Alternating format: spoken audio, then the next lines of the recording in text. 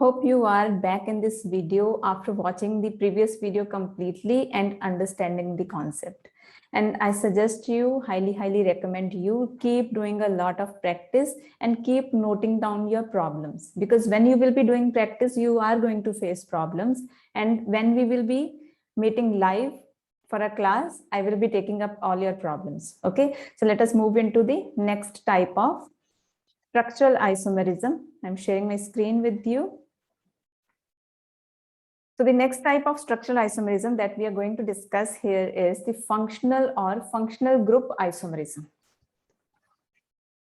Third type, functional or functional group isomerism.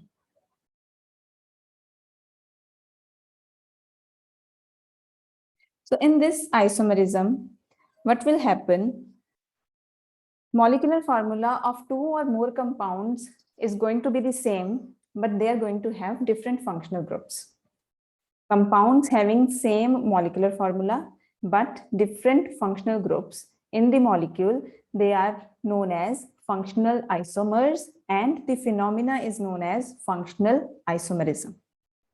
Okay, so let us move into the examples. So I have spoken the statement for this functional isomerism. Pause the video, note it down, and then now move into the examples. For example, if we take alcohols and ethers, okay. Now suppose I have this alcohol CH3, CH2, CH2, CH2OH. All right. Now, from this alcohol, I can also, using the same number of carbon atoms, using the same number of hydrogen atoms and oxygen atom, I can write the ether also. CH3, CH2O, CH2, CH3. Or we can also write CH3, CH2, CH2O, CH3. Now, these two are ether molecules, but these are the functional isomers of this alcohol molecule. Both these molecules will be considered as the functional isomers of this alcohol molecule.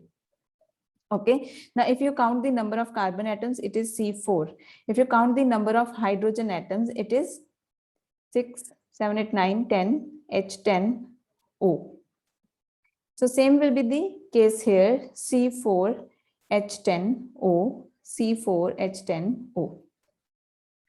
So this is what we call as functional isomerism or functional group isomerism. Everything is same. The number of carbon atoms are same. Okay, the functional group is different. Only the functional group is different. Okay, now let us move into more examples. If we consider aldehydes and ketones, they are also functional isomers of each other. For example, if we take the formula C3H6O, you can write aldehyde with this formula, you can write ketone with this formula. So it is C3H6O. So this is aldehyde. You need to write the name of this aldehyde yourself, IUPAC name. Okay. Then the ketone is CH3, C double bond O, CH3. So these are the functional isomers of each other. Then if we take carboxylic acids and esters,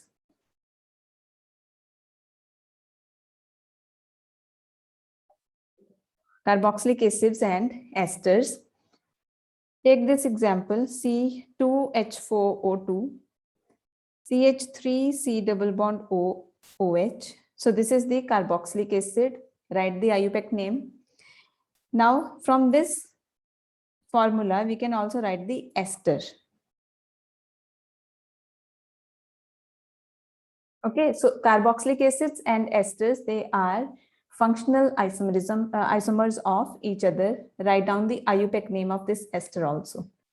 Okay, then next, I'm just clearing my screen. The next example is if we consider dienes, allenes, and alkynes. Dienes, allenes, and alkynes. These are also functional isomers of each other.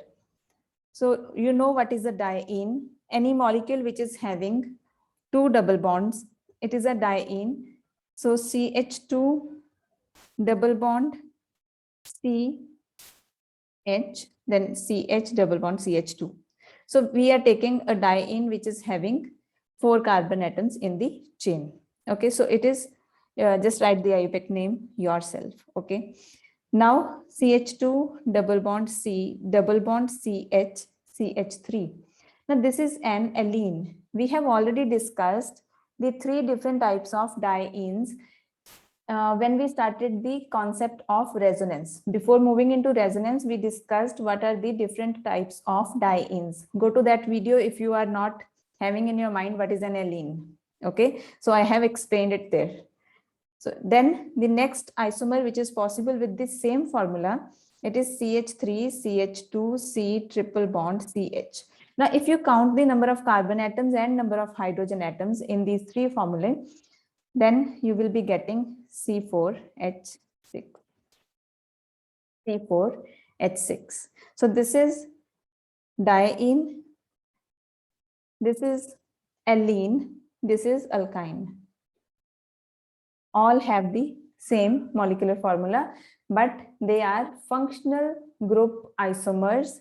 Okay, this is also a diene, but this is allene. This is isolated diene, and this is an alkyne. Okay, now let us move to aromatic alcohols and ethers. Aromatic alcohols and ethers. So we are now talking about aromatic alcohols. Do not get confused with phenols. Phenols are different than aromatic alcohols. We have already discussed in the nomenclature part. Okay, if you need to revise it, go and revise it. So this is, you can write the name yourself. It is benzyl alcohol. Benzyl alcohol. Now using the same formula, we can also write ether. This is creating some problem here. I'm writing it again. So it is OCH3. So this is anisole, or it is methyl phenyl ether. Methyl phenyl ether. Then the next molecule is phenol. So we can also add phenols here. Aromatic alcohols, ethers, and phenols. OH, CH3. Now, if you count the number of carbon atoms, hydrogen atoms, and oxygen atom in these 3 cases, you will find that it is C7H8O. The molecular formula is same in these 3 cases, but they are different compounds. They have different functional groups. Okay, so now this is orthocresol. We have already done what is orthocresol, what is paracresol, and what is metacresol. So you can draw any of the 3 cresols. They will be having this same molecular formula, but the functional group is going to be phenol. Hope this much is clear to you. I'm clearing my screen here. So in this video, I'm not sharing any other type of structural isomer. Okay, structural isomer in the category of functional isomerism. Okay, so just absorb these concepts and try to find out examples, more examples, and practice a lot. Okay, and in the next video, I'm going to discuss the next types of structural isomers.